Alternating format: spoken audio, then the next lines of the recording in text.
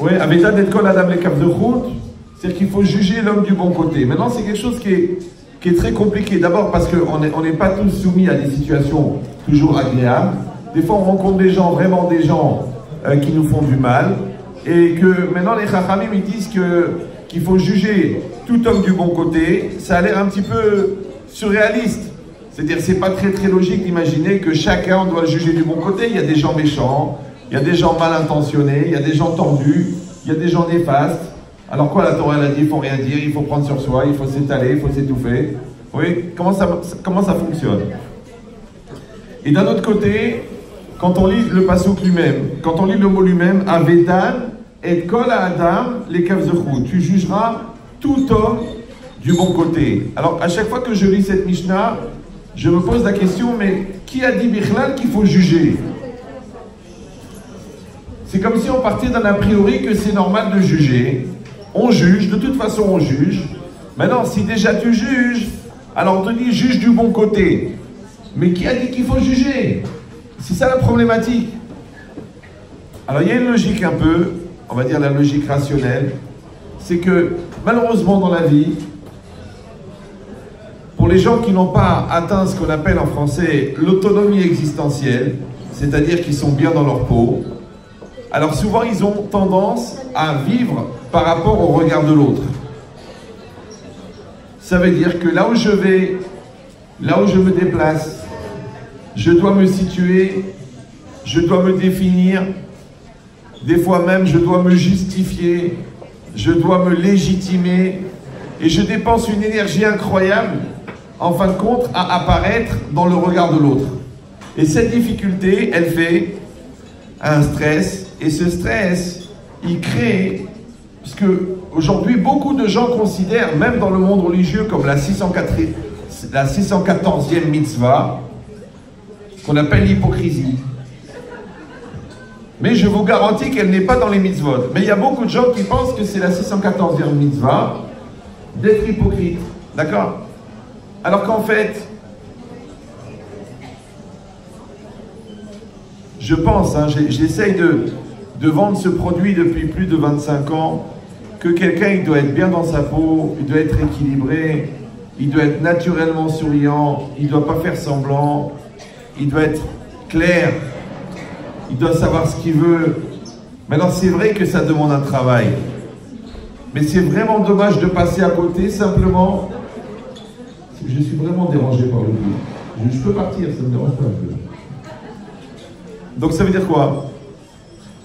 Ça veut dire que chacun d'entre nous, en fin de compte, il a une réalité en face de soi. Et après, comment est-ce que lui va se situer par rapport à ça? Maintenant, il y a des visages que je reconnais, des gens que je ne reconnais pas. Alors je vais reprendre certains principes, c'est pas grave. Si vous réécoutez, puisque moi-même personnellement j'assiste à tous mes cours de manière régulière, vraiment. Quand je dis que j'assiste au cours, ça veut dire que je refais le cours avec vous. Vous me suivez ou? Ouais. Je réétudie le sujet avec vous. Donc si je l'ai fait 1000 fois, imaginez, j'ai pas le même niveau de compréhension que la première fois. Il dit, l'idée c'est pareil. Que quand on réfléchit, qu'en fin de compte, qu'est-ce que c'est la Emouna? Qu'est-ce que c'est la croyance en Dieu? C'est pas simplement de manger glad kasher et de se couvrir la tête et de faire Shabbat. Ça c'est évident. C'est évident, on est quand même à Jérusalem, non? C'est évident. Et en dessous de ça, si vraiment on n'arrive pas, il faut envisager la conversion. L'autre jour, j'ai rencontré un monsieur à Paris, il m'a dit, écoutez, Rabben Chetrit, je suis désolé, j'arrive à faire beaucoup de choses, mais le Shabbat, j'arrive pas. Je dis, mais tu vas au consistoire, il y a un service de conversion. Il m'a dit, mais je ne veux pas me convertir, je suis juif. Je dis, mais si tu ne reçois pas entièrement toutes les mitzvot, tu as un problème. Ben, de la même manière, c'est évident de faire les mitzvot, parce qu'on est béné Israël, on est des bénotes Israël, c'est évident de faire les mitzvot. Donc la Emouna, c'est pas ça. La Emouna, c'est quoi? C'est d'accepter que la réalité qui est en face de moi est adaptée à moi. Hachem n'est pas un bleu. Il n'y a pas d'erreur. Le hasard n'existe pas. Même Albert Einstein, dont on n'a pas retrouvé les téphilines, oui, lui-même il a dit, Dieu ne joue pas au dé. Ça veut dire que l'univers ne peut pas fonctionner tout seul. C'est trop parfait. Donc si c'est tellement parfait, ça veut dire que c'est adapté.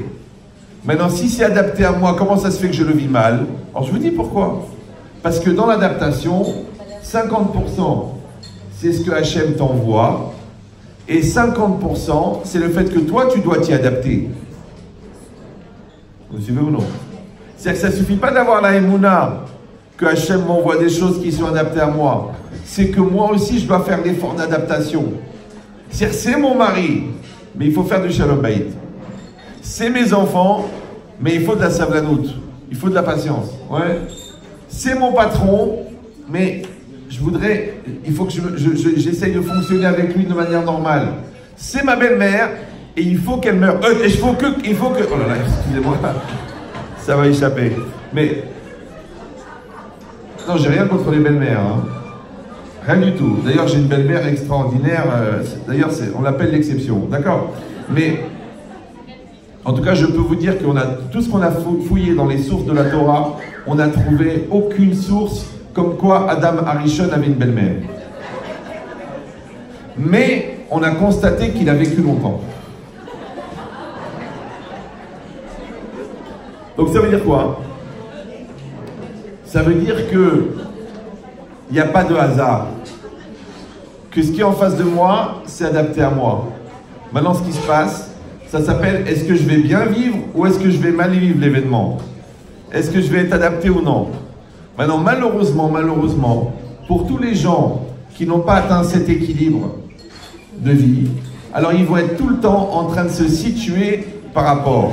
Donc s'ils sentent que la personne elle est dangereuse pour eux, ou qu'elle les déstabilise, ou qu'elle a une trop forte personnalité, alors ils vont se mettre à quatre pattes, ils vont lever la patte comme ça. Ouais. Et s'ils pensent que la personne elle est nulle et qu'elle n'est pas capable, alors ils vont la casser, ils vont la mépriser, ils vont la rejeter. Mais pourquoi tu as besoin de te battre? Pourquoi tu as besoin de te défendre? Personne ne t'attaque. On ne peut pas faire la guerre quand il n'y a pas de combattants. Mais les gens, ils s'enferment dans des carapaces. Ils s'enferment dans des peurs. Ils s'enferment dans des névroses. Ils s'enferment dans de l'orgueil qui fait qu'ils n'arrivent pas à être naturels. Je donne un exemple. Vous savez, quand Yaakov Avinu, il a rencontré Esav, parmi les efforts qu'il a fournis pour essayer de s'arranger avec lui, il lui a envoyé des cadeaux. D'accord? Parce que la Torah, elle a dit, il a fait la prière, il était préparé pour la prière, il était préparé pour les cadeaux, il était préparé pour la guerre. Quand il a envoyé les cadeaux, qu'est-ce qu'il a dit à Esav? J'ai pas besoin. Il a dit Yeshli Rav. J'ai beaucoup. Alors il a voulu les rendre. Il a dit à Yaakov, garde-les. Qu'est-ce qu'il a dit Yaakov? Yeshli Kol. J'ai tout. Regardez la différence de langage entre j'ai beaucoup et j'ai tout. J'ai beaucoup, ça veut dire que j'ai beaucoup, mais il manque encore. Parce que j'ai pas tout. Donc tu veux ou non? Alors que j'ai tout, ça veut dire que j'ai besoin de rien. Yesh likol.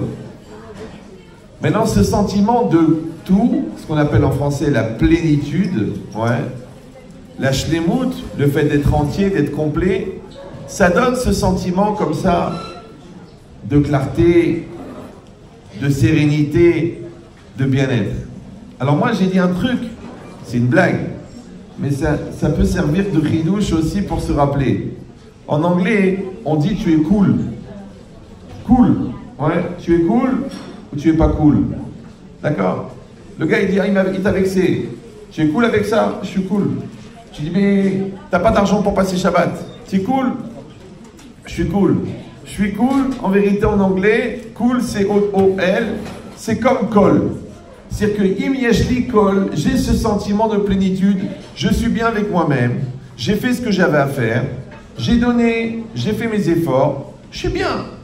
Ah maintenant toi, tu as des questions, tu as des problématiques, tu as des exigences, tu as une prise de tête, tu as une souffrance, et tu voudrais que moi, je m'associe à ta souffrance. Tu voudrais que moi, je rentre dans ton complexe. Tu veux que moi, je réponde à ton chantage affectif. Tu m'aimes pas assez, ouais, tu aimes les autres plus, Ou alors, tu fais pas attention à moi, tu me donnes pas, tu me donnes pas. Combien de fois j'ai parlé avec des gens qui m'appellent comme ça avec des ta'anot, oui, avec des tviot, des exigences.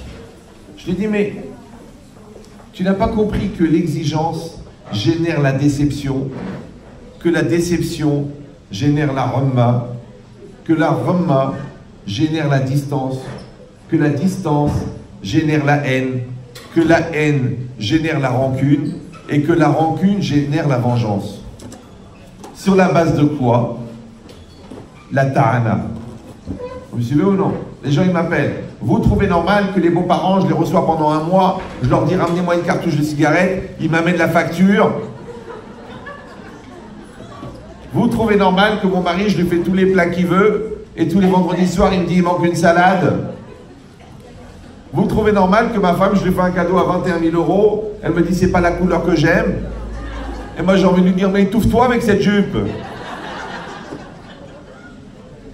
C'est dur. Pourquoi les gens ils sont dans l'exigence? Pourquoi ils sont dans la réclamation? Pourquoi ils sont dans la critique? Mais dis merci. Tiens Marie, il est gentil, il te fait un cadeau, dis merci. Ah mais j'aurais un petit mot à rajouter. Eh ben fais cette mitzvah, ferme-la. Mais tais-toi. Vous n'avez pas compris qu'on ne regrette jamais les mots qu'on n'a pas dit?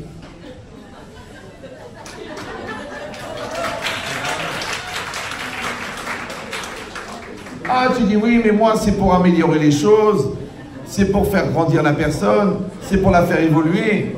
C'est partait d'une bonne intention. Les goïms, ils ont un mot pour ça. Ils disent l'enfer est pavé de bonnes intentions. Donc tes bonnes intentions, tu te les gardes pour toi. Ouais. Parce que si tu fais du mal avec une bonne intention, c'est comme si tu frappes un enfant et après tu lui dis c'est pour ton bien. Crois-moi qu'il va t'aimer. Hein. Il va t'aimer. Non, il ne va pas t'aimer. Ben, c'est exactement pareil. Ça veut dire qu'une personne, malheureusement, si elle n'a pas atteint ce niveau de plénitude, si elle n'est pas bien dans sa peau, si elle n'est pas égale avec elle-même, si elle ne reconnaît pas sa propre valeur, si elle n'a pas confiance en elle, si elle n'a pas confiance en Dieu, eh ben automatiquement, elle va avoir du vide en elle. Et ce vide-là, c'est ça qui va donner la force à l'autre. Parce que rappelez-vous que la force du fort, c'est la faiblesse du faible. Donc c'est... Non mais vous n'allez pas applaudir à chaque fois. Une fois à la fin, on négocie. D'accord? Ça veut dire... Vous savez, je donnais souvent cet exemple de la bouteille, mais je ne sais pas si vous étiez là, vous n'étiez pas là. Vous prenez une bouteille, elle est pleine, elle est fermée, elle contient 1,5 litre. Combien? Il y a marqué 1,5 litre. Combien elle contient d'eau? Je vais peut-être baisser le niveau. Hein. Donc je reprends. Je sais, il paraît que c'est les grossesses multiples qui provoquent ça. D'accord? Je répète. Non, parce qu'il y a le mental et il y a le trou dans le mental. Les trous dans le mental, ça s'appelle des mentales. D'accord? Bon. Donc, j'ai une bouteille. Elle est pleine, elle est neuve, elle est fermée. C'est marqué 1,5 litre. Il y a combien d'eau dedans? 1,5 litre. Si je la vide dans une bassine, il y a combien dans la bassine? Combien il manque dans la bouteille? Leïna. Aïe, aïe, aïe, aïe, aïe. On voit la chokma des Bénot Israël. Leïna, ça aurait pu être pire. D'accord. Mais ça veut dire quoi? Restez calme, restez calme. Ça veut dire quoi? La bouteille, c'est la personne. La bassine, c'est la vie. Ce qu'il y a dans la vie, c'est ce qui manque dans la personne.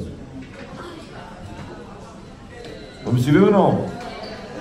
Ça veut dire que ton épreuve, elle te ressemble. Donc quand toi tu mens, les gens ne te font pas confiance, tant pis pour toi. Quand toi tu n'as pas confiance en toi, automatiquement les gens ils abusent de ta gentillesse. D'ailleurs c'est connu, même en français on nous dit trop bon, trop long. Non, trop long, ça veut dire trop long à réagir. Ouais, et c'est ça en fait un CON, c'est quelqu'un qui réagit pas trop vite. C'est qu'après la discussion, j'aurais dû lui dire, après que le patron il est parti, pourquoi je me laisse faire? Après que l'enfant il redouble, pourquoi je ne l'ai pas donné faire travailler plus tôt? C'est trop long à réagir. Pourquoi? Parce que t'es bon. Et ça c'est un vrai problème dans l'éducation. Ça s'appelle en français les défauts induits par les qualités. Nous, on éduque nos enfants à être gentils, mais comme ils sont gentils, ils sont hnin, alors on profite d'eux. Si tu les éduques à être méchants, personne ne va profiter d'eux. Mais ils vont être méchants. Ça veut dire que quand tu les éduques gentils, il faut aussi que tu leur donnes assez de respect d'eux-mêmes pour que si quelqu'un veut abuser de leur gentillesse, ils ne se laissent pas faire. Le problème, c'est le dosage. Ouais, le dosage. Parce que si tu leur donnes trop d'assurance ou quoi, ils deviennent balgava. Ils ont l'orgueil. Et l'orgueil, il empêche le monde d'exister et même Dieu n'existe pas à ses yeux. Et si tu leur apprends la gentillesse, la hninout, la retenue, la maîtrise, alors les gens leur marchent sur la tête. Alors c'est quoi l'équilibre? Alors je vous dis l'idée, c'est qu'on doit éduquer nos enfants qui soient shlemim, qui soient complets, qui soient entiers, qui soient bien dans leur peau, qui soient bien dans leur Torah, qui soient bien avec l'autre, qui ne sont pas en conflit de concurrence, genre t'es plus grand que moi, je suis plus grand que toi, t'as une plus belle maison, t'as une plus belle femme, t'as plus d'argent, t'es plus jolie, t'es plus intelligente. Non, il faut arrêter cette maladie. C'est une très grave maladie, ça s'appelle le regard sur l'autre, le regard de l'autre. Parce que qu'est-ce qu'elle dit la Gemara dans Sota Daftet? Elle dit Kol anoten einav beman sheino shelo. Tout celui qui met les yeux sur ce qui ne lui appartient pas. Mache yeshlo, ce qu'il a, notli mimeno, on lui enlève. Mache rotse, ce qu'il veut, lo notnimlo, on ne lui donne pas. Qu'est-ce qui lui reste? Comme disait le professeur Wallo, rien. Alors, qu'on ne lui donne pas ce qui est à l'autre, je comprends, parce que c'est pas à lui. Et si vous croyez en Dieu et qu'on a dit que Dieu, la Emouna, c'est d'accepter que la réalité qui est en face de moi, elle est adaptée à moi, c'est-à-dire que si le bon Dieu t'a donné ce mari-là, c'est qu'il est adapté à toi. Le mari de l'autre, il est adapté à elle, il n'est pas adapté à toi. Parce que le chamelier connaît ses chameaux. Le chamelier connaît ses chameaux. Maintenant, celui-là, il lui met 400 kilos sur le dos. Celui-là, il lui met 40 kilos. Maintenant, le chameau a deux défauts. Non, je ne parle pas de celui que vous avez épousé. Je parle du chameau en général, d'accord? Le chameau a deux défauts. Premier défaut, c'est qu'il ne supporte pas sa charge. Il se plaint. Ouais, c'est lourd, c'est trop lourd. Ah, j'en ai marre. Pourquoi moi? Qu'est-ce que j'ai fait au bon Dieu? Deuxième défaut, c'est qu'il regarde la charge de l'autre. Et il compare. Et là, ça commence à devenir très très lourd. Parce que les goïms, ils disent, l'amour s'arrête là où la comparaison commence. Donc quand tu vas regarder le mari de l'autre, tu vas trouver que le tien, il est moche. Quand tu vas regarder la maison de l'autre, tu vas trouver que ta maison, elle est petite. Quand tu vas trouver le magasin de l'autre, tu vas dire, mon magasin, il est mal placé. Quand tu vas regarder l'enfant de l'autre, tu vas dire, mon fils, c'est un arriéré mental. Mais tu ne dois pas aimer ton fils par rapport à, ça s'appelle le contraste. Tu dois l'aimer pour lui-même et sans condition. Ton mari, c'est pareil. Il a un seul défaut, ton mari. Tu sais lequel? Il te ressemble. C'est insupportable. Ouais. Maintenant, soit quelqu'un, il ne te ressemble pas, mimétisme. Ouais. Des fois, tu vois des gens, tu dis, vous êtes frères et sœurs? Non, mari et femme. Oh, bah dis donc, c'est incroyable. Vraiment, vous vous ressemblez. Ouais. Donc, les deux sont les mêmes. Soit par complémentarité. Complémentarité, ça veut dire qu'un, il vient compléter l'autre. Mais le problème, c'est que des fois, on complète dans le bien, des fois, on complète dans le mal. Vous me suivez ou non? Donc, si toi, tu es une femme, par exemple, qui fait... Moi, ils sont venus un couple chez moi une fois. La femme, elle est venue écouter. Ah, mais chérie, j'en ai marre. D'accord? Je fais le travail, je fais les enfants, je fais les papiers, je fais la maison, je fais le Shabbat, je m'occupe de sa mère. Je fais. J'en ai marre. J'ai tout fait dans cette maison, Bon, je regarde le mari, je dis, et vous? Il me dit, moi, je voulais faire, mais elle m'a pas laissé. J'ai tout fait. Je dis, bah alors vous avez le même problème, les deux. Puisque les deux vous dites, j'ai tout fait. Maintenant, quand toi, tu as voulu toi assumer pour le libérer, le pauvre, parce qu'il est surchargé de travail, tu l'habitues à rien faire. Le jour où tu lui dis, lève une cuillère, il te dit, ma mère, jamais elle a demandé à mon père de lever une cuillère. Tu dis, c'est vrai chérie, mais ta mère, elle s'est pendue, c'est vrai.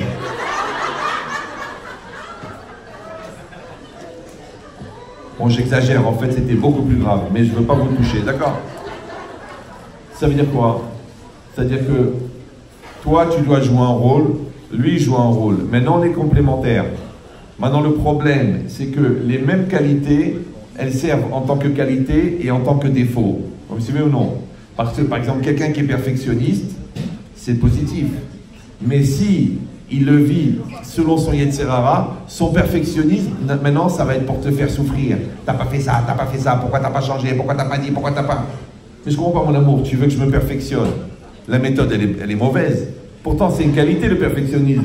Mais utilisé de manière négative, ça devient une salle de torture.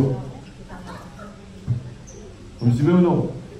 Maintenant, l'autre, qu'est-ce qu'il veut? Il veut que je me perfectionne. Mais il a le Yetzirara de me faire du mal grâce à ça. Et moi, j'ai des lacunes. Maintenant, moi, mes lacunes, en vérité, je dois les travailler de toute façon. Vous savez qu'avant de me marier, déjà, j'ai un travail à faire au niveau personnel. Vous êtes au courant? Oui, non, oui, non. C'est pas clair. Non, parce qu'il y a beaucoup de gens qui croient que c'est entièrement la faute de l'autre. Mais si c'est entièrement la faute de l'autre, qu'est-ce que tu fais sur la photo? C'est comme tu jures sur la tête de ta mère que tu n'es pas à la bar mitzvah, mais tu es sur toutes les photos de la bar mitzvah. Alors comment tu ne peux pas être à la bar mitzvah? Donc comment tu peux penser que c'est entièrement la faute de l'autre, puisque toi tu es dans l'histoire? Donc c'est que tu as un rapport avec ça. Maintenant que tu as un rapport passif, ou un rapport actif, que tu as un rapport agressif, ou que tu as un rapport défensif, mais tu es sur la photo. Le bon Dieu ne s'est pas trompé, ça veut dire que toi tu as besoin, l'autre il a besoin. Maintenant, quand c'est bien vécu, la complémentarité, ça s'appelle The Bonheur, ce qu'on appelle à Paris The Couple, d'accord? Et j'ai 5% sur les costumes, d'accord? Et si c'est mal vécu, ça s'appelle le Gehinam, ça s'appelle l'enfer. C'est vrai qu'il y a des gens qui travaillent à 5 minutes de chez eux, mais qui mettent 1h30 pour rentrer, pour ne pas se retrouver à la maison. Apocalypse Now, la guerre, le napalm, les insultes, les cris, la mort. Il s'est marié, il faisait 1m90, maintenant il fait 1m14. À force de l'écraser, il y a Brel, il y a Ahmar, il y a l'eau. C'est difficile. Voici la SPM, la Société Protectrice des Maris. Parce qu'il y a aussi des hommes battus. Mais c'est quoi l'idée? C'est de dire, je ne comprends pas. La personne, je l'ai épousée. Elle m'a donné 5 enfants. Elle a le souci de ma parnassa. Pourquoi on se pourrit la vie? En Bretagne, ne le prenez pas mal, je vous aime tous, on est là que pour le bien, mais je vais vous dire une chose, on va mourir. Oui, je sais, le Aleno, Simsileno, deux, ok, Altif Tarpé la Satan, mais moi, en Bretagne, je parle pas des morts qui sont morts, parce que Hachem il a leur neshama. Moi je parle des morts vivants. Parce que faire la tête pendant 3 ans, ne pas parler à ses parents parce que genre il t'aide plus, faire la tête à son mari parce qu'il ne veut pas inviter tes parents pendant Shabbat, alors que ça fait 19 ans qu'ils viennent tous les Shabbats. Tu dis quand même, on peut passer un Shabbat tous les deux, non? On peut pas, c'est une tribu, c'est comme ça, tu touches à rien. Ça fait 29 générations que c'est comme ça. Ouais. Donc en vérité, toutes nos exigences et toutes nos déceptions et toutes nos souffrances, c'est juste parce qu'on a oublié qu'on va mourir. La preuve, tu veux la preuve? C'est que moi j'ai vu plein de gens, quand l'autre est vivant, ouais, j'en ai marre de lui, ah, il m'étouffe, il me prend la tête, hey, ma femme, elle est bête, elle est idiote. Il n'y a pas très longtemps, il m'a attrapé, il m'a dit, ah ben chérie, je vais divorcer. J'ai dit pourquoi? Il m'a dit, ma femme, elle est lourde, elle est ennuyeuse, elle est nia, elle me fatigue de bêtises. Je lui dis, mais mon frère, si elle était intelligente, elle t'aurait quitté depuis longtemps. C'est un miracle qu'elle est bête. Mais remercie le bon Dieu, parce qu'avec sa nia, elle t'a laissé le temps de devenir quelqu'un de bien. Et toi, au lieu de te plaindre qu'elle est nia, tu devais dire, mais le bon Dieu m'a envoyé quelqu'un de nia pour que moi je grandisse. Parce qu'elle a confiance en moi. Vous me suivez ou non? Parce qu'elle a dit, attends, moi j'ai épousé le futur Hazonish. Ouais. Alors qu'elle, au fond, elle est juste la femme, le mari de la boniche, d'accord? Donc c'est quoi l'idée? C'est que si je disais, mais en fin de compte, ce que je reproche à l'autre, c'est juste les qualités que j'ai mal interprétées. La preuve, de vous à moi. Qu'est-ce qu'il disait Ben Chetrit? Vous avez entendu des cours à lui, oui? Non? Vous l'avez pas connu? Ah, c'était un gars spécial, hein? Oh là là! Moi, j'ai eu le mérite de le côtoyer, je peux vous dire que... Ah, il était chargé, hein. Il n'y en a plus des comme ça. Ben Chétrit, il disait, un défaut, c'est une qualité mal utilisée. Ziana, ou là? Non, c'est bon, c'est bon. Gardez ça pour Gad, d'accord? Et une qualité, c'est quoi? C'est un défaut optimisé. Eh ben oui, parce que toi, par exemple, t'es obstiné. Obstiné, c'est un défaut. Mais déterminé, c'est une qualité. Vous suivez ou non? Le perfectionniste, c'est une qualité. Mais quand tu t'en sers pour faire souffrir l'autre, c'est un défaut. Vous suivez? Aller au bout de ses choix, c'est une qualité. Mais quand tu ne sais pas t'arrêter, quand tu sens que tu es dans l'erreur, c'est un défaut.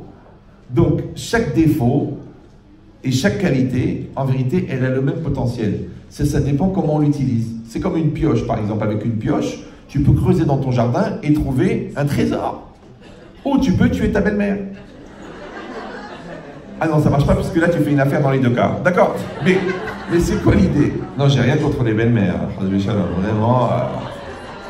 D'ailleurs, je prie pour toutes vos belles-mères qu'elles restent en bonne santé, une longue vie, et que votre mari ne soit pas veuf. Donc, vous avez un taux de réactivité qui est proche du coma, quand même. Hein. Pour des anciennes parisiennes, c'est étonnant. Mais bon, c'est pas grave. Ça doit être l'altitude. Alors, donc qu'est-ce qui est marqué ici? Ici, c'est marqué que Hachem, il va m'envoyer des choses qui sont adaptées à moi. Et moi, mon problème à moi, c'est comment je vais me situer par rapport à ça. Ouais, est-ce que je vais bien juger? Est-ce que je vais mal juger? Moi, j'ai posé la question, mais qui a dit que tu dois juger? Comme si les Chachamim, ils ont compris le problème psychiatrique des 3/4 des gens qui se sentent toujours obligés de juger parce qu'ils sont dans une logique de combat, dans une logique de tu me mets en cause, dans une logique tu vas me détruire. Mais sois cool, détends-toi, mais qu'est-ce qui va t'arriver? Ah, tu dis, ben j'ai quand même peur, il y a des gens mal intentionnés, il y a des gens méchants. Alors je te rappelle cette deuxième phrase de Ben Chétrit. Le degré de pénétration des agressions extérieures dépend du vide intérieur. Si toi tu es vide, ça rentre en toi. Si toi tu es pleine, ça rentre pas. Maintenant, on ne sait pas ce que le bon Dieu l'a prévu. On ne sait pas ce qui va arriver. On ne sait pas quel type d'événement. On ne sait pas quel genre de surprise notre mari va nous présenter pour les 60 ans. Genre, il a trouvé quelqu'un, maintenant il a droit au bonheur. Je lui dis, mais enfin Maurice, tu te calmes. Ouais. On ne sait pas ce que nos enfants ils vont nous sortir comme surprise. On ne sait pas. On ne sait pas ce que le cardiologue il va nous sortir avec les résultats. On ne sait pas, qu'est-ce que la biopsie elle va donner. On ne sait pas. Donc la seule chose qu'on peut faire, puisqu'on ne peut pas savoir ce qui va arriver, c'est qu'on peut se préparer personnellement à ce qui pourrait arriver. Vous me suivez ou non? Donc, un couple, il faut le construire pour la pire des tempêtes. Comme ça, quand il va arriver une petite engueulade, ça va passer. Mais les gens, ils ne construisent pas leur couple. Parce qu'ils confondent cohabiter avec coexister. Ils restent à côté de l'autre. Bonsoir, bonsoir, il y a quelque chose à manger, tout est au frigo. Déjà, ça jette un froid, déjà. Le gars, il avait faim, il n'a plus faim. Il dit, dommage, je ne suis pas mort hier. D'accord? Et après, il dit, bon, on fait le 5e, laisse-moi tranquille. À demain, bonne nuit. Ça, c'est... Vous allez, il y a un site internet qui s'appelle loranenou.com. Vous allez là. Le site américain, c'est lauri.com. Lauricom. D'accord? Je dis, mais c'est quoi cette vie? Il m'a dit, Ben Chétrit, je vais divorcer. Je dis, pourquoi? Il me dit, je rentre à la maison, tout le monde fait la tête. Ma femme, elle pleure, l'autre, il est nerveux, l'autre, il est épileptique, l'autre, il est à moitié fou. J'en peux plus de cette famille. J'en peux plus. Je vais partir. Je dis, écoute-moi bien. JH2, c'est une formule, ça veut dire je normal au carré. Je dis, écoute-moi, ta famille, je la connais. Ta femme, je la connais. Tes enfants, je les connais. Ils sont très bien. Ils sont très heureux. Ils sont très épanouis. Mais c'est vrai que quand tu arrives, on dirait qu'on a annoncé l'heure de la Levaya. Ça y est. Tout le monde sort les mouchoirs. Et... ta femme, elle se met à pleurer, tes enfants, ils font la tête. Il m'a dit, alors c'est encore à cause de moi. Je dis, écoute, tu veux un truc, tu veux un test? Je lui ai dit, écoute bien ce que je lui ai dit. Hein. Je lui ai dit, essaye de venir quand tu n'es pas là. Il m'a dit, tu vas voir l'ambiance. Alors il m'a répondu parce que c'était un malin. Il m'a dit, mais je peux pas venir quand je suis pas là. Genre le rabbin, il a dit une bêtise.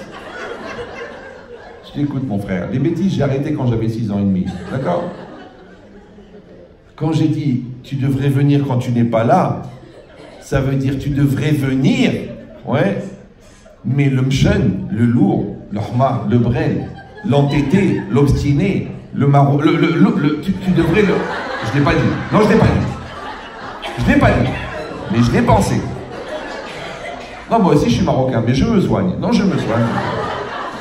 Mais c'est quoi l'idée? Non, j'ai rien contre les Marocains. Hein. Enfin, c'est quand même une race à part. Bon alors, donc qu'est-ce qui est marqué? Restez calme. Qu'Hachem nous protège à tous. Vesrutan, Tagen, nous. C'est quand même grâce à eux qu'on travaille nos midot. Donc ça veut dire quoi? D'accord. Donc ça veut dire, je lui ai dit, toi, si tu venais avec le sourire, si tu venais avec une parole positive, si tu venais avec un esprit positif, tu verrais que ça se passerait différemment. Ouais, mais c'est difficile. C'est difficile de sourire. Il y en a, quand ils sourient, ils ont peur de se faire une déchirure musculaire. D'ailleurs, ça fait tellement longtemps qu'ils font la tronche, ils ont même la ride de la rhumma. Et comme la tête, c'est le sommet du corps, quand la rhumma, elle se redistribue dans le corps, au niveau physiologique, c'est ce qu'on appelle le rhumatisme. C'est une maladie générée par la rhumma. Du coup, ils étaient obligés de développer une revue spécialisée pour les gens comme ça, qu'on appelle Télérama, avec des magasins spécialisés pour les gens qui ont des problèmes à la maison, qu'on appelle Castorama, Bricorama. Oui, il y en a même qui sont possèques, selon le... Mais c'est quoi l'idée, oui? D'accord? L'idée, c'est ça. C'est que la personne, elle ne se rend pas compte que ce qu'elle a en face d'elle n'est que le reflet de ce qu'elle est. Maintenant, si moi j'ai peur, ouais, je génère que l'autre a peur ou que l'autre m'attaque. Si moi je mens, je génère que l'autre n'a pas confiance. Si moi je suis flou, je génère que l'autre ne comprend rien à ce que je raconte. Ouais. Maintenant, moi je suis flou, soi-disant, parce que j'ai peur de m'affirmer. En vérité, c'est faux. Je suis flou parce que je veux être capable de pouvoir dire, c'est pas ça que je voulais dire. Tu dois être clair. Voilà ce que je dis, voilà ce que je pense. L'argent, c'est tant et tant, tu me le dois. De toute façon, je suis ton mari. De toute façon, j'assume. De toute façon, je suis ta femme. Il faut être clair. Il ne faut pas avoir peur de la clarté. La clarté s'appelle la halakha. Que vous appelez un dayan. Moi, j'adore quand tu appelles un vrai dayan. Un vrai. Pas un qui va te dire, on peut dire comme ça, on peut dire comme ça. Il te dit, mouta, assour, tac, clair. C'est pas évident. Ouais. Mais tu sors tranquille. Pourquoi? Parce que Talmidei Chachamim Marbim Shalom. Les Talmidei Chachamim multiplient la paix. C'est quoi Shalom? C'est la paix, c'est Shalem. Shalem, c'est quoi? C'est le contraire de Chasser. Chasser, c'est quoi? C'est le manque. Le manque, il est généré par qui? Le Yetzer Hara, parce qu'il s'appelle le manque. Et le manque, il vient de quoi? Du Safek. Pourquoi? Parce que le bien, tu l'acceptes. Le mal, tu l'assumes. Mais le doute, ça te tue. C'est mon argent, c'est pas mon argent. C'est mon argent, c'est pas mon argent. Il fait la gueule ou il est fatigué? C'est difficile. D'accord? Il me répond pas. J'envoie un texto, 2 textos, 4 textos, il me répond pas. Pourquoi? Qu'est-ce qu'il fait?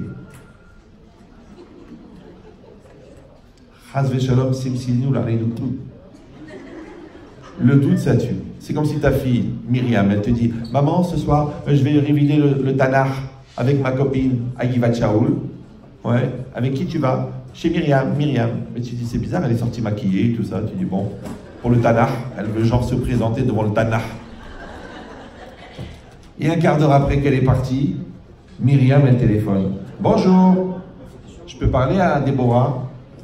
Mais elle n'est pas chez toi? Non, elle n'est pas chez moi. Ah bon? Alors elle est où? Et tu l'appelles et elle ne répond pas. Et là, toute la nuit, la tchouchouka. C'est comme ça qu'on tombe malade. À cause du doute. D'accord? C'est le doute. C'est pour ça que l'enfant, tu dis, écoute-moi bien. Tu fais ça, tu fais ça, tu fais ça, tu me dis ce que tu fais. tu me dis où tu es. Très très tôt, il faut installer la relation de confiance avec l'enfant. Parce que, et pour que l'autre ait confiance, il faut que nous aussi on soit sincères. Il faut être capable de dire à un enfant, excuse-moi, je me suis trompé. Il faut dire à un enfant, écoute, papa il est fatigué ce soir. C'est pour ça que je ne t'ai pas répondu. C'est pour ça que je ne t'ai pas aidé dans ta Gemara, parce que ce soir je suis fatigué.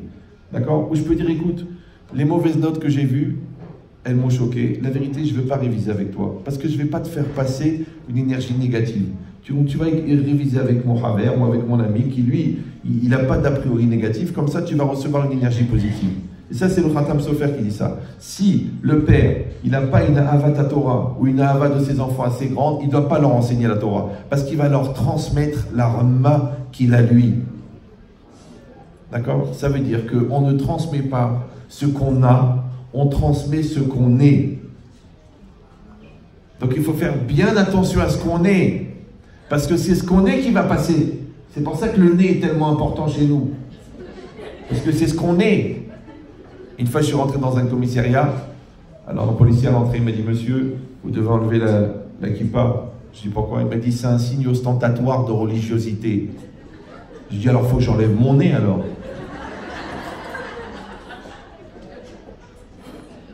Et même si j'enlève mon nez, néanmoins, je serai moi-même.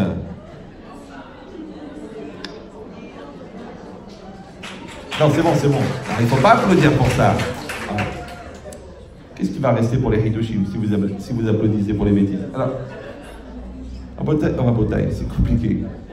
Rabotai, qu'est-ce qu'on dit? Ouais. Donc, ça veut dire quoi? Ça veut dire que quand la Torah, elle a demandé qu'on juge l'autre positivement, ça veut dire que dans chaque système, il y a du bon, il y a du mauvais. D'accord? Dans chaque situation, il y a du bon, il y a du mauvais.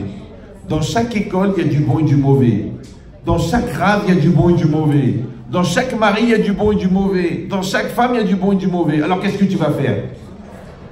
Non, je ne parle pas de votre mari, il est spécial. D'accord? Mais ça veut dire quoi? Ça veut dire pourquoi il y a du bon et du mauvais? Hein, une fois, il est venu chez moi, il m'a dit, Rabben Chétrit, pourquoi le bon Dieu, il n'a pas fait un monde beau, sympathique, positif, avec des gens honnêtes, gentils, avec du bien, avec du bonheur et de la paix? Je dis, mais ça existe. Il m'a dit, ah bon? Je dis, oui, ça s'appelle Disneyland. Les maisons, elles sont en couleur, le parterre, il est rouge, il y a de la musique dans la rue, tu pourras prendre une photo avec Mickey, et si tu as du mérite et que tu vis jusque-là, tu pourras même assister, Blinéder, à la grande parade. Rabotaï, la vie, c'est pas un dessin animé, la vie, c'est pas un film. Il y a des bons côtés, des mauvais côtés. C'est pour ça que c'est marqué Ve'afta et Hashem Elokecha Bechol Meodecha. Meodecha, c'est quoi? Tout ton argent. Et Meodecha Bechol Mida ou Mida Shakadosh Baruch Hu Meodedimcha. Parce qu'il y a des très belles situations et il y en a des moins bonnes. Des fois il y a une naissance et des fois il y a un décès. Et comment tu vas faire? Toujours je raconte ça. Quand mon père il a quitté ce monde, l'enterrement, c'était le jour de la Brit Mila de mon premier petit-fils. Mais à la même heure. Je ne sais pas si vous... Donc moi, j'étais à Ashdod avec mon père devant moi à enterrer. Et ma fille et ma femme, elles étaient restées à Épinay pour faire la Brit Mila du premier petit-fils. Quand il est né, on lui a mis sur le ventre. Il était déjà très très faible. Après, il est niftar. D'accord? Alors moi j'ai regardé le bon Dieu, j'ai dit, en plus c'était Yom HaZikaron, c'est-à-dire on s'est tous arrêtés comme ça pour faire le... Alors moi je me suis dit, mais j'ai dit à Hachem, qu'est-ce que tu veux maintenant? Qu'est-ce que tu veux? Tu veux que je me réjouisse ou tu veux que je fasse la tête? Qu'est-ce que je dois faire? C'est compliqué. Vous suivez ou non? Alors j'ai compris en fin de compte une phrase que mon père il m'a dit il y a longtemps, parce que mon père, il n'avait pas étudié la Torah. Il lisait le Chumash, il lisait le Teilim, il n'avait pas étudié comme nous, il n'a pas eu la chance d'aller à la yeshiva, mais il avait un bon sens et une perception pour moi, de la Torah. Comme une fois des cas très très compliqués, je lui parlais, papa regardez ça et ça et ça. Tout de suite il me disait, elle a subi quelque chose quand elle était petite. Je dis attends papa, attends. Et bien j'allais poser la question, tac, il savait. Ouais. Je disais, regarde ce monsieur-là, il a ce blocage comme ça et comme ça et comme ça. Il dit, son père, il lui a jamais fait confiance. Mais d'où il a essayé trop froid, je ne sais pas. Oui. Parce que quelqu'un qui est sincère, quelqu'un qui est pur, il lui envoie. Même si c'est quelqu'un qui est tailleur et qui remplit les cartons. Vous savez que mon père, il a toujours rêvé de toute ma vie. C'est-à-dire que j'ai jamais pu faire une surprise à mon père. Je venais voir mon père, je lui disais, papa, j'ai eu le bac. Il m'a dit, j'ai rêvé hier soir. Ouais. Quand j'ai venu annoncer, il y avait le Rav, la rabbinite de ma femme, moi et ma femme, être au courant que j'avais trouvé ma femme. Je rentre là-bas à la maison, imagine maintenant, Yahya Boulhia, tout gêné comme ça en pleine semaine. Jamais je rentrais, moi j'étais quand même timide à l'époque, jamais je sortais de la yeshiva. J'arrive un mercredi à la maison, ils me voient arriver, je m'assois à table et moi je vais m'étouffer. J'arrive pas à parler, on avait la pudeur devant nos parents. Et mon père il rigolait. Alors je lui dis à ma mère, pourquoi papa il rigole? Elle dit, parce qu'il sait pourquoi tu es venu. Comment il sait? Est-ce que c'est un professionnel de l'événementiel? Ce qu'on appelle un pro-fait? Elle m'a dit non. Elle m'a dit hier soir, sa mère, qui est Nifteret, elle est venue en rêve, elle est sortie de l'eau, de la mer. La mer, c'est Olamaba, avec 2 assiettes, avec 2 plats. Elle a dit, ces 2 plats, elle a dit, ça c'est Yahya, ça c'est sa fiancée. Elle lui a dit, regarde comment ils sont bien les deux. La veille. Et moi je viens pour lui annoncer que j'ai trouvé ma femme. Et lui il rigole. Parce qu'il sait. Il s'est fait marrer. Il se marre, mon cher. Ouais, d'accord. Quand ma femme elle était enceinte, avant qu'on fasse les tests, il nous disait, mon oncle, tu as le connu toi, Simon Menchetrit. Tu l'as connu, Rami, ouais. Un mois avant qu'il meure, il a été voir ses enfants, il leur a dit, faites Kiboud Avayim, votre père dans un mois il est mort. Ah, ils ont dit, il avait une petite opération de rien du tout. Il a fait l'opération, il ne s'est pas réveillé. Mais lui, à 14 ans, il était dans la Chevra Kadisha. Parce que sa mère, avant de l'avoir, elle a perdu 6 enfants. Dès qu'elle est née, elle a dit, celui-là, il est pour Rabbi Shimon. Rabbi Shimon, ça veut dire qu'il va être dans la Chevra Kadisha. Donc à 13 ans, il portait les cadavres. À 13 ans, il fallait fermer la bouche quand ils avaient laissé ouverte. À 13 ans, il fallait les remettre droit quand ils étaient secs et pliés. Donc un jour, il m'a dit, mon père, Zichron Libracha, il m'a dit, mon fils, la vie et la mort, c'est pareil. Et moi, je ne comprenais pas. Parce que moi, je croyais que j'ai fait la philosophie, je croyais que j'ai fait la yeshiva, j'ai fait la shkafa. Halet al-Denia. Il m'a dit, la vie et la mort, c'est la même chose. Le jour de l'enterrement, j'ai compris. La vie et la mort, c'est la même chose. Tu vois la Brit Mila, tu vois l'enterrement, c'est pareil. C'est la même chose. Les deux, Beyad Hashem. Les deux, tu dois les être mekabel. Les deux, tu dois les vivre. Les deux. Mais si tu es dans l'appréhension de la mort, étant dans la recherche de la joie, tu vas souffrir. Bah oui. Parce que le fait que tu sois dépendant de la joie te crée la dépendance par rapport à la joie. De la même manière que quand tu montres ta faiblesse à quelqu'un, il en profite pour te faire du mal. De la même manière, le Yetzirah, quand tu vas lui montrer où tu es faible, c'est là qu'il va frapper, là où tu as mal. Mais quand toi tu dis, le bien, anime kabel, le mal, anime kabel. Ve'afta et Hashem Elokecha bechol levavecha ufron nafshecha ufron meodecha. C'est-à-dire que je suis imperturbable. Pourquoi? Parce que l'homme, il a été créé à l'image d'Hachem. Et Hachem, il a dit, ve'ani lo shaniti. Moi, j'ai pas changé. Donc toi aussi. Maintenant, tu vas me dire, bah, c'est pas évident. Parce qu'on est quand même des personnes sensibles. D'accord? On a quand même un cœur. Hein? Et c'est pas évident, quand on a un chou-fleur, de ne pas ressentir ce qui se passe. Alors, je te réponds. Ouais, je te réponds gentiment. Quand vous êtes dans une pièce à 30 degrés, il fait très chaud. Vous sortez dehors, il fait moins 5. On est à Montréal, il fait moins 5. De 30 à moins 5, il y a 35 degrés de différence. Qu'est-ce qui va se passer? Votre corps, vous savez que quand vous êtes dans un endroit chaud, le sang il se cumule à l'intérieur. Pourquoi? Parce qu'il ne va pas gaspiller des calories pour réchauffer la dimension superficielle du corps, parce que de toute façon, il fait chaud dans la maison. Mais quand vous sortez dehors, le froid, il agresse le corps. Donc qu'est-ce qu'il fait le corps? Il envoie du sang chaud dans l'épiderme qui est froid. Maintenant, le sang chaud dans l'épiderme froid, ça crée ce qu'on appelle les frissons. C'est pour ça que vous frissonnez. Vous me suivez ou non? Voilà. Alors, écoutez bien, ça c'est un machal. Le corps, c'est le machal. Et la vie, c'est le nimshal. C'est quoi? C'est que, à l'intérieur de toi, tu as 37,2. Ça doit rester comme ça. À l'extérieur de toi, ça change. Vous me suivez ou non?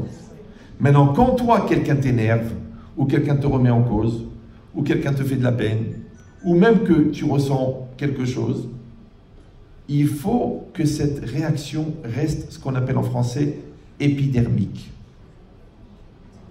Épidermique, ça veut dire sur ma partie superficielle. Mais à l'intérieur, je ne bouge pas. C'est comme si toi et ton mari, vous avez un problème. Tu dis, écoute mon amour, moi je t'aime, tu es le père de mes enfants, je suis bien avec toi, anachnu beshalom. Maintenant, c'est vrai, on a un problème parce que j'ai rayé la voiture. C'est vrai qu'on a un problème parce que ta mère, elle m'a insulté. Mais ça, c'est un problème périphérique. Mais nous deux, anachnu beshalom gamour. Mais les gens, ils font l'inverse. J'ai un problème avec ta mère, ça remet en cause notre mariage. T'as rayé la voiture, je me demande pourquoi je t'ai épousé. Mais quel rapport? J'ai fini. Non, il me demande d'arrêter, mais j'ai terminé depuis longtemps, moi. D'accord. Non, je finis, je conclue. En un seul mot. D'accord? C'est quoi? C'est qu'en fait, quand vous avez compris que quand moi, j'ai pas construit mon intériorité, donc je contiens du vide. Or, le vide attire le vide. Ouais. Si j'ai construit mon intériorité et que moi, je suis shléma, je suis complète, je suis construite, je sais ce que je veux, je sais ce que je pense, je suis sûr de l'amour de mon mari, parce que j'ai tout fait pour qu'il soit là. Je suis sûr de la confiance de mes enfants, parce que moi-même je leur fais confiance. Je suis sûr que je suis honnête, parce que j'ai payé ce que je dois. Je suis sûr que mon travail il a été fait, parce que j'ai fait le travail qu'on m'a demandé. Maintenant que toi tu me demandes plus, en tant que patron, t'es déçu, c'est parce que j'attendais de toi, je pensais beaucoup plus. C'est normal, parce que la maladie du patron, c'est qu'il est traumatisé par l'idée que je pourrais avoir de demander une augmentation. Donc il me maintient dans un stress de culpabilité que c'est jamais assez ce que j'ai fait. Mais moi je sais que j'ai fait ce que tu m'as demandé. Alors je ne vais pas m'angoisser pour les mots que tu vas dire en plus. Et si ça me touche, parce qu'on n'est pas des machines, ça va me toucher de manière épidermique. Aval betortori, je ne bouge pas.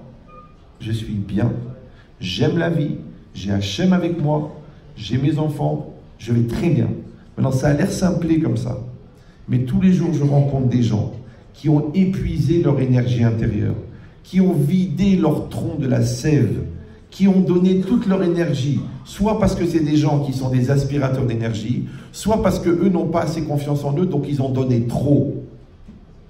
Mais si moi, je comprends que de la même manière que c'est assourd de se suicider, vous savez que c'est assourd de se suicider.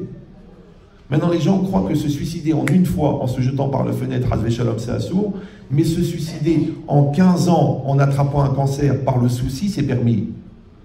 Les deux sont assourds. Maintenant, comment tu vas faire pour ne pas tomber malade? Tu vas arrêter de te prendre la tête. Tu dis, mais vous savez, Rabbi Chetri, on a quand même les soucis, on reste une maman. Écoute, il a 48 ans. S'il a 8 ans ou il a 16, s'il a 23 et qu'il est un peu Allah, tu dis je fais attention à lui. Mais s'il a 48 ans, Dieu bénisse, ouais, eh bien c'est bien qu'il mange du chien et qu'il prenne des claques. Et tu sais quoi? Qu'il divorce. Qu'il divorce. Après il va comprendre la femme qu'il a perdue. Peut-être il va revenir. Peut-être pour ça qu'il y a une mitzvah de se remarier. Parce qu'il y a des gens que tant qu'ils n'ont pas divorcé, ils n'ont pas compris la femme qu'ils avaient.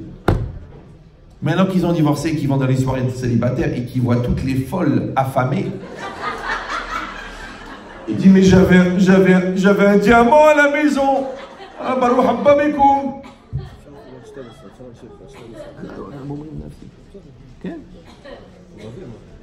Vous comprenez l'idée ou non? Ça veut dire que les gens ne comprennent pas qu'il ne faut pas attendre le malheur pour comprendre son bonheur. Il ne faut pas attendre la maladie pour voir la valeur de la santé.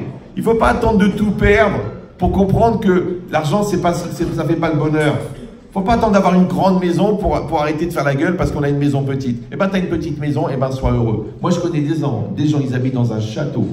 Ils ont 8000 m² habitables. Ils font un scooter pour aller aux toilettes.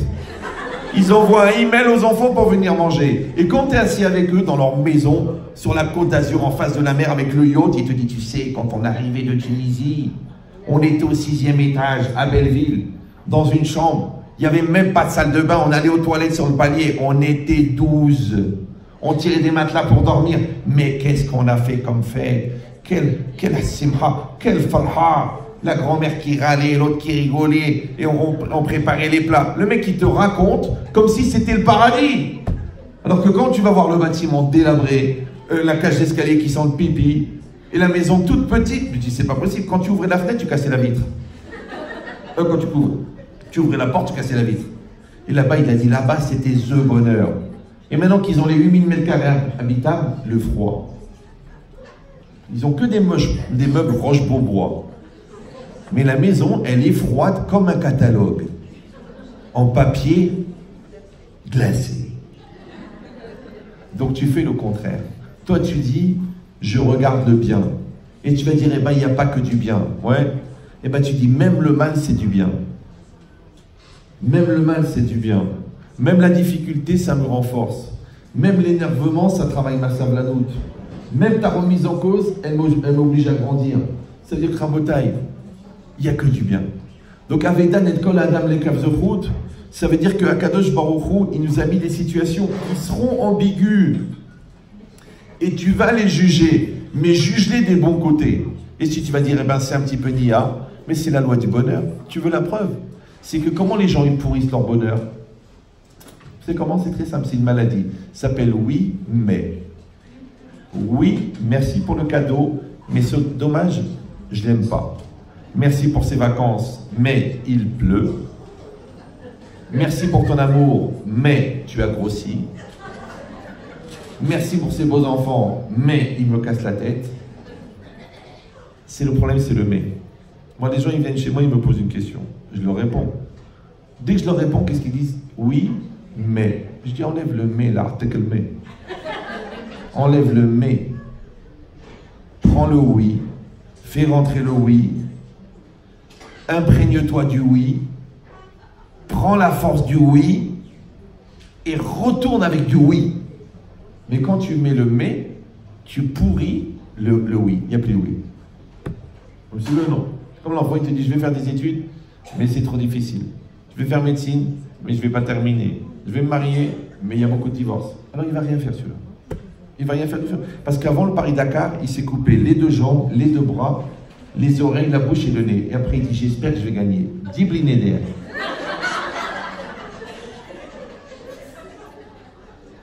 Donc en fait, les Kavzochut, oui, c'est d'avoir un regard positif. Maintenant, tu dois avoir un regard positif sur ton présent. Tu vois le bien dans ton présent. Tu dois avoir un regard positif sur ton futur. Ça s'appelle anticiper dans le bien. Parce que regardez autour de vous, regardez-vous vous-même, combien de fois on anticipe dans le mal. Et si ça se passe mal, et s'il ne fait pas beau, et si le magasin ne marche pas, et si la grossesse se passe mal, mais qu'est-ce que tu as besoin? Dayat Sarah les Charata. La souffrance, si elle viendra à ce moment-là, tu te mesureras, elle, pourquoi tu l'anticipes? Et en plus, qu'en l'anticipant, tu l'appelles, et quand tu l'appelles, elle arrive, puisque Bederer Sherotzel Molichinotto, dans le chemin, et donc tu dois être positif sur ton présent, positif sur ton futur, et même positif sur ton passé. Écoutez bien ce que je vous dis. Hein. Ne le prenez pas mal. On est tous bien, on est tous des tzadikim. Écoutez bien. Si quelqu'un, il a marché dans la boue, il a marché dans la boue, il a marché dans la boue, il a marché dans la boue, il en a plein les chaussures. Et un jour, il dit, ah maintenant, je vais monter à l'échelle. Et l'échelle s'appelle la Teshuvah. Sur les premiers barreaux de l'échelle, il y aura de la boue. Vous suivez ou non? Donc si Hachem, il nous a sorti de la boue, il nous a sorti de la Avera, il nous a sorti de l'assimilation, il nous a sorti de la bêtise, il nous a sorti de la Touma, c'est parce qu'on est monté sur l'échelle de la Teshuvah. Maintenant, c'est normal que sur l'échelle de la Teshuvah, sur les premiers barreaux, il y a de la boue, parce qu'on sait d'où est-ce qu'on est venu. Qu'est-ce que tu vas dire, toi? Tu nies, tu mens. Tu dis non, pas du tout, j'ai grandi à Lébrac. Mais tu as grandi en Picardie, là. Tu ne savais même pas ce que c'était un juif. Quand on t'a dit Pessar, tu croyais que c'était une sauce espagnole. Le Tefillin, tu croyais que c'était une chanson des Beatles.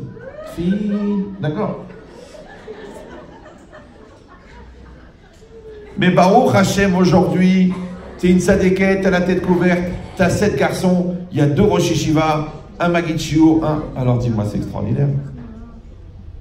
Tu dis oui, mais vous savez, j'ai honte, c'est compliqué de parler de ses origines parce que les gens, ils vont mal nous juger, après ça sera difficile pour marier les enfants. Mais qui crèvent, enfin je veux dire qui réfléchissent.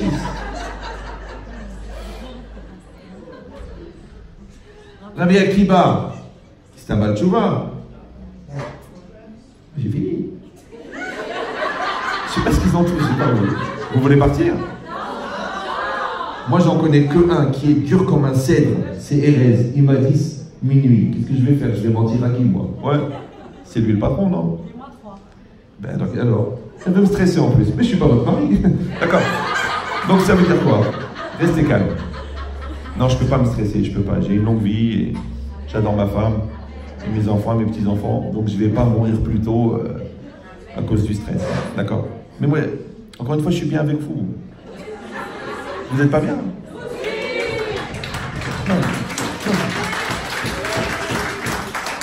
Non mais je vous explique. Au début, ils m'ont dit 45 minutes. Après, ils m'ont dit 35. Après, ils m'ont dit 55. Maintenant, moi, je m'adapte. Je suis le rabbin le plus cool de France. On m'appelle le camembert. D'accord? Mais je vais finir quand même la phrase. La phrase, c'est ça. C'est que la vie, elle est extraordinaire. Nous sommes des gens extraordinaires. Nos enfants sont des diamants. La Torah, elle est magnifique. Et Hachem, il nous adore. Alors pourquoi on va se prendre la tête? Hazak Baruch.